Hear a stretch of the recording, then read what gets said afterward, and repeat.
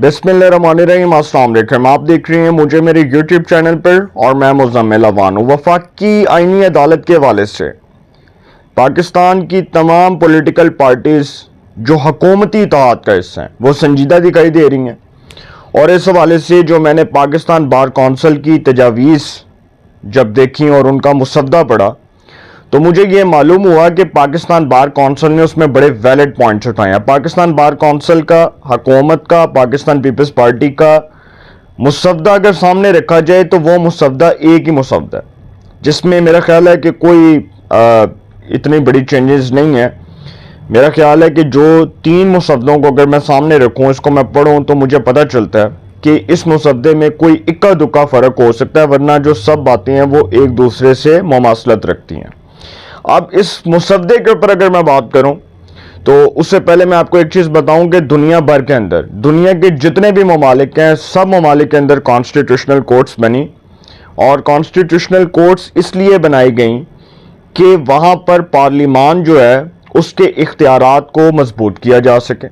Parliament का काम होता है ना कि कॉन्स्टिट्यूशनल कोर्ट बनाए, तो यहाँ पर अगर एक पार्लियामेंट की स्पेशल कमेटी जजेस के तकर्रुर के हवाले से, कॉन्स्टिट्यूशनल कोर्ट्स के हवाले से संजीदा दिखाई दे रही है, तो हम उस पर तनकीद कर रहे हैं। हम कह रहे हैं कि जी हमें तो आईनी अदालत की ज़रूरत ही नहीं है, क्योंकि हमारे आईनी मुकदमात जो हैं वो बहुत कम हैं। हम आईनी मुकदमात की बात करके आईनी अदालत के मुतालबे से दस्तबरदार नहीं हो सकते। हम कतई तौर पर दस्तबरदार नहीं हो सकते, इसलिए नहीं हो सकते कि आईनी अदालत के क़याम के हवाले से तमाम तर लोग संजीदा हैं, तमाम पॉलिटिकल पार्टीज़, तमाम सियासी रहनुमा संजीदा दिखाई दे रहे हैं। पाकिस्तान बार कौंसिल के जो नुमाइंदे हैं, पाकिस्तान बार कौंसिल के vice chairman Farooq H Naik, barrister senator Farooq H Naik, peoples party के सीनियर रहनुमा, पाकिस्तान के प्रोमिनेंट लॉ एक्सपर्ट, कितनी अच्छी और कितनी ज़बरदस्त बातें की उन्होंने। एक मैं उनका इंटरव्यू सुन रहा था तो उन्होंने बड़ी ज़बरदस्त बातें की। उन्होंने कहा कि अगर आईनी अदालत बन जाती है तो ये तो पीपल्स पार्टी के मंशूर का हिस्सा है। और बिलावल साहब ने कहा कि पीपल्स पार्टी जो है, पाकिस्तान पीपल्स पार्टी, ये उसके मंशूर का हिस्सा है। अगर पाकिस्तान के अंदर एक वफाकी आईनी अदालत बन रही है तो सर उस वफाकी आईनी अदालत के क़याम के हवाले से एक चीज़ जो मद्देनज़र रखनी है वो ये है कि तमाम सूबों को यकसा नुमाइंदगी मिलेगी। वफाकी आईनी अदालत के अंदर जो सीनियर जजेस होंगे, जो 7 जजेस होंगे, उसमें तमाम सूबों को नुमाइंदगी मिलेगी। पंजाब को भी मिलेगी, सिंध को भी मिलेगी, बलूचिस्तान को भी मिलेगी, खैबर पख्तूनख्वा को भी मिलेगी। तो वफाकी आईनी अदालत अगर बन जाती है तो कोई जल्जला या कोई सैलाब तो नहीं आ जाएगा। लेकिन कुछ लोग इसकी मुखालफत क्यों कर रहे हैं? वो चाहते हैं कि सुप्रीम कोर्ट ही रहे। मतलब हमने अपने जो है ना तारीख से सबक नहीं सीखना, हमने अपने माजी से सबक नहीं सीखा, हम नज़रिया ज़रूरत करते रहे। हमने जस्टिस मुनीर, जस्टिस मौलवी मुश्ताक, जस्टिस नसीम हसन शाह जैसे अफलातून पैदा किए, और उन अफलातूनों ने अदलिया की तारीख को कैसे दागदार किया, हम उसको जो है वो जुठलाना नहीं चाह रहे। हम कहते हैं कि जी वो कोई बात नहीं, अगर हुआ तो कोई बात नहीं, मुस्तकबिल में भी ऐसे ही हो जाएगा। हमारे वज़राए आज़मों को फ़ारिग किया गया, इन्हीं अदालती फ़ैसलों से फ़ारिग किया गया।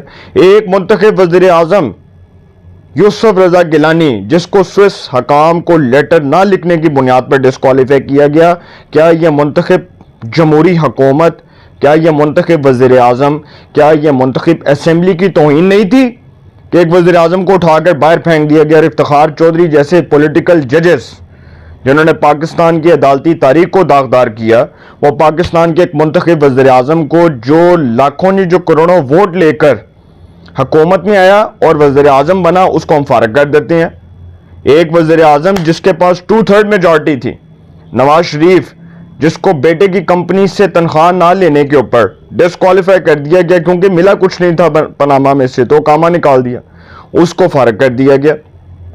क्या ये पाकिस्तान के मुंतखब वज़ीर आज़म की, क्या ये असेंबली की, क्या ये मुंतखब जमहूरी हुकूमत की तौहीन नहीं थी कि हमने तो वज़राए आज़मों को ऐसे चलता किया ना? हमने क्या किया? हमने कहा कि जी मखसूस सीटों का केस लाओ, मखसूस सीटों का केस लगा दिया। मेरे जो 8 ऑनरेबल जजेस हैं, जिन 8 ऑनरेबल जजेस ने ये फैसला दिया, मैं 8 ऑनरेबल जजेस से बहुत इज्जत और बहुत एहतराम के रिश्ते के साथ इख्तलाफ करते हुए ये पूछना चाह रहा हूँ। ये दरख्वास्त तो सुन्नी इत्तेहाद कौंसिल की थी, फैसला पीटीआई के हक में आया। ये कहाँ का इंसाफ है सर?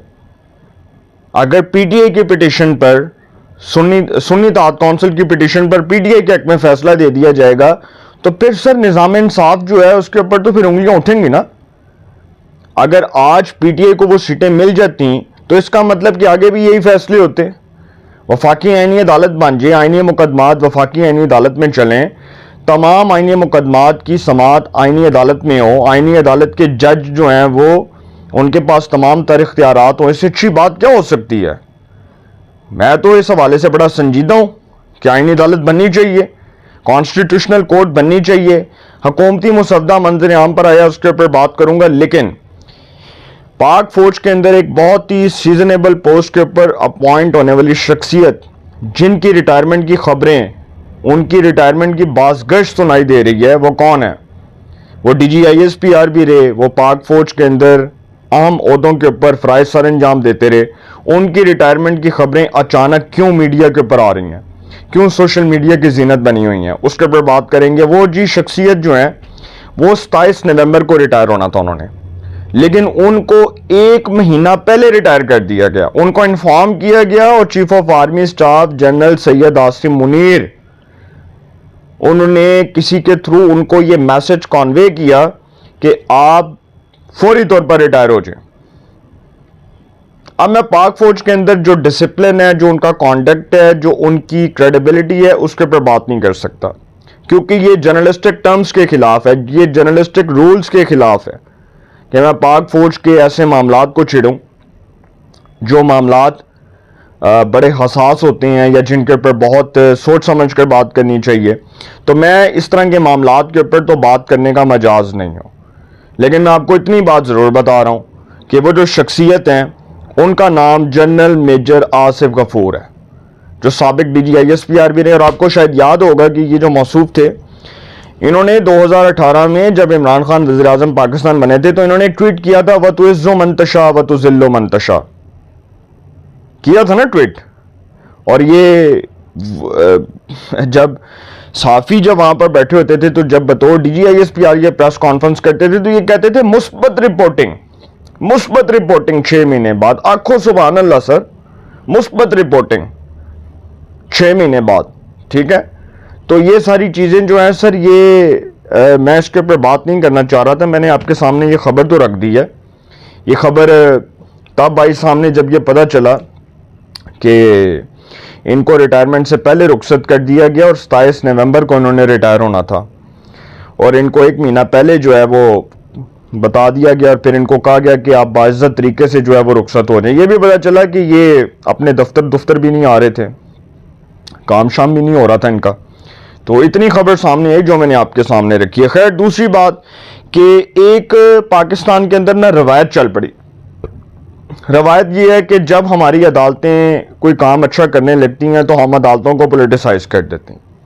आबद ज़ुबैरी साहब जो इस वक्त अक़लियत में है, और इस वक्त आपको पता है कि सुप्रीम कोर्ट बार का इलेक्शन भी होने लगा और आसमा जहांगीर ग्रुप और हामिद खान ग्रुप फिर मद्दे मुकाबले होंगे। तो आबद ज़ुबैरी साहब जो साबिक सदर रहे हैं सुप्रीम कोर्ट बार के और उनका हामिद खान ग्रुप से ताल्लुक़ है, उन्होंने सुप्रीम कोर्ट में एक पिटीशन दायर कर दी है आइनी तरामीम के खिलाफ। कि आइनी तरामीम के ऊपर उन्होंने ये पिटीशन दी है कि आइनी तरामीम मंजूर होने से पहले ही कि आइनी तरामीम को कलअदम करार दिया जाए। Chief justice of Pakistan justice Qazi Faez Isa ने इस पर 3 रुकनी बेंच बना दिया है जो 17 अक्टूबर को इस केस की समाअत करेगा। Chief justice of Pakistan justice Qazi Faez Isa, justice Naeem Akhtar Afghan और जस्टिस शाहिद बिलाल हसन। शाहिद बिलाल हसन साहब जो अभी हाल ही में लाहौर हाई कोर्ट से बतौर सुप्रीम कोर्ट जज एलिवेट हुए, तो वो भी इस बेंच का हिस्सा होंगे। तो 3 रुकनी बेंच ने मौके के ऊपर यह दरख्वास्त निपटा के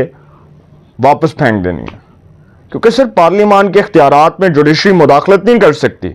पार्लियामान एक कानून साज़ इदारा है, लेकिन चूंकि आबद ज़ुबैरी साहब पुराने खिलाड़ी हैं, पहले वो supreme court practice and procedure bill के खिलाफ अदालत गए, फिर उसके बाद उन्होंने फिर दोबारा ये काम शुरू कर दिया। ऑडियो लीक्स केस में आपको पता है कि उनकी ऑडियो भी लीक हुई। फिर उसके बाद मौसूफ जो है अब चले गए दोबारा सुप्रीम कोर्ट के, जी इसको कलअदम करार दे दो। ओ भाई, अभी तो तरामीम मंजूर नहीं हुई, तो आप पहले उसको कलअदम करार देने अदालत चले गए, ठीक है ना। اب بھی ترامیم منظور نہیں ہوئی. اندازہ لگائیں آپ کہ کس کس طرح کی پلاننگز ہو رہی ہیں. کتنا ڈر ہے کہ اگر آئینی ترمیم منظور ہو گئی, آئینی عدالت بن گئی, ججز اپوائنٹ ہو گئے, ججز کے تقرر کا طریقہ کار پارلیمان کے ہاتھ میں آ گیا, تو پھر کیا ہوگا؟ پھر تو چیخیں نکلیں گی سر. تو تیسری خبر یہ ہے کہ حکومتی مسودہ منظر عام پر آ چکا ہے, اور حکومتی مسودے میں چیف جسٹس کے تقرر کے لیے حکومتی جو مسودہ وہ میں آپ کو پڑھ کر سنانے لگا ہوں. حکومتی مسودے میں پہلے چیف جسٹس کے تقرر کے لیے سینئر ترین ججز, 4 ارکان پارلیمنٹ, وزیر قانون اور بار کونسل کے نمائندے پر مشتمل کمیشن تشکیل دینے کی تجویز شامل ہے. وفاقی آئینی عدالت کے پہلے چیف جسٹس کی تقرری صدر مملکت اور وزیر اعظم کی ایڈوائس پر ہوگی. آئینی عدالت کے پہلے چیف جسٹس اور 3 سینئر ترین ججز کا تقرر کمیٹی کی سفارش پر کیا جائے گا. ججز تقرر کمیشن کے سربراہ چیف جسٹس وفاقی آئینی عدالت ہوں گے. مسودے کے مطابق وفاقی آئینی عدالت میں 4 صوبوں کی یکساں نمائندگی ہوگی, جو میں نے آپ کو سٹارٹ میں بتایا اس ویڈیو کے. وفاقی آئینی عدالت کے چیف جسٹس کی مدت 3 سال اور عمر کی بلائی حد 68 سال 68 ایئرز ہوگی. مسودے کے مطابق ہائی کورٹس کے ججز کے تقرر کے لیے کمیشن میں متعلقہ چیف جسٹس اور سینئر ترین ججز شامل ہوں گے. ہائی کورٹ کے ججز کے قیام کے لیے صوبائی وزیر قانون اور ہائی کورٹ بار کا نمائندہ کمیشن کا حصہ ہوگا. میں سمجھتا ہوں جو پاکستان کی حکومت جس کا یہ مسودہ سامنے آیا, پاکستان بار کونسل کا مسودہ اور پیپلز پارٹی کا مسودہ, اگر اس کو سامنے رکھیں تو اس میں بڑی زبردست باتیں جو ہیں وہ ڈسکس کی ہیں, بڑے اچھے اور ویلڈ پوائنٹس اٹھائے گئے. بلکہ پیپلز پارٹی کو تو اس حوالے سے اپریشیٹ کرنا چاہیے کہ پیپلز پارٹی نے تمام صوبوں کے اندر صوبائی آئینی عدالتیں قائم کرنے کا بھی مطالبہ کیا, اور انہوں نے کہا کہ یہ ہماری تجویز ہے. بلکہ اچھی بات ہے کہ اگر آپ نے ہائی کورٹس میں ہی کروڑوں لاکھوں کیسز پینڈنگ رکھنے ہیں تو پھر آپ بھائی آئینی عدالت بنا دیں صوبوں کے اندر, تاکہ صوبوں کے اندر بھی جو ہمارے کانسٹیٹیوشنل کیسز ہیں اس کو آئینی عدالتیں دیکھیں. جو چھوٹی صوبائی آئینی عدالتیں ہوں گی 4 صوبوں کے اندر ہوں گی, تو پھر ہم یہ کہنا شروع کر دیتے ہیں یار خرچہ ہی بڑا آئے گا, عدالتوں کا تو خرچہ ہی بہت ہو جائے گا, پھر ہم تنخواہیں کہاں سے دیں گے. یہاں پر تو ہم نے خیر صوبے کی بات کی تھی, تو صوبے کے اوپر بھی یہی رنڈی رونا رویا گیا کہ جی صوبہ بنا دیں گے تو پھر جی خرچہ بہت آئے گا. اب آئینی عدالت بنائیں گے صوبوں کے اندر, 4 صوبوں کے اندر پروونشل کورٹس ہوں گی, کانسٹیٹیوشنل پروونشل کورٹس بنیں گی 4 صوبوں کے اندر, تو جی وہ خرچہ بڑا آئے گا. خرچے نو اسی رو رہے ہیں, لیکن اسی یہ نہیں ویکھ رہے کہ کیسز جڑے نے انہاں دی سماعت ہو جائے گی, جلد از جلد جڑا فیصلہ آ جائے گا. ہم یہ دیکھ لیں, صرف ہم یہ دیکھ لیں کہ اس میں کسی فرد واحد کا فائدہ نہیں ہے. اس میں جسٹس منصور علی شاہ کا کوئی نقصان نہیں ہے, چیف جسٹس قاضی فائز عیسیٰ کا کوئی فائدہ نہیں ہے. اس میں فائدہ تو ایک عام بندے کا ہے بھائی, سائلین کا فائدہ ہے. مقدمات کی جو رفتار ہے وہ تیزی کے ساتھ مقدمات نپٹائے جائیں گے. پاکستان کے اندر کانسٹیٹیوشنل کورٹ بنے گی جو آئینی مقدمات سنے گی. آئینی مقدمات آئینی عدالت میں جائیں گے. سپریم کورٹ اپنے دائرہ اختیار میں ہوگی, سپریم کورٹ کا دائرہ اختیار کوئی چیلنج نہیں کر سکتا. اتنی سی بات. اپنی رائے کا کومنٹس میں ضرور اظہار کیجئے گا. انشاءاللہ ایک نئے سیگمنٹ کے ساتھ پہ ملاقات ہوگی. اپنا بہت خیال رکھیے گا.